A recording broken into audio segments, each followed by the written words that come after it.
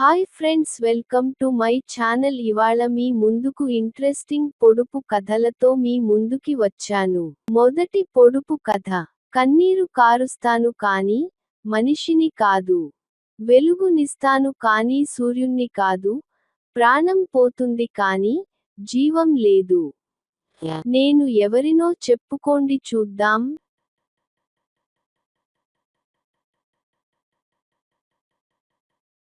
దీనికి సరైన సమాధానం కొవ్వొత్తి. రెండవ పొడుపు కథ.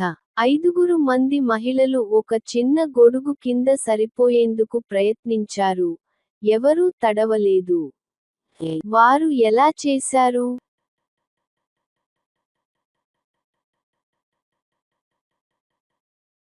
దీనికి సరైన సమాధానం వర్షం పడలేదు. మూడవ పొడుపు కథ.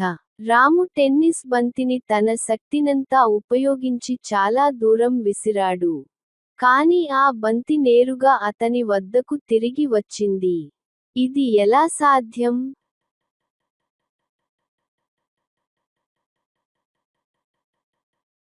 దీనికి సరైన సమాధానం రాము బంతిని నేరుగా పైకి విసిరాడు. ఇలాంటి మరిన్ని పొడుపు కథలు తెలుసుకోవాలంటే మా ఛానల్ని సబ్స్క్రైబ్ చేసుకోండి. అలాగే మర్చిపోకుండా లైక్ అండ్ షేర్ చేయండి. Thank you for watching.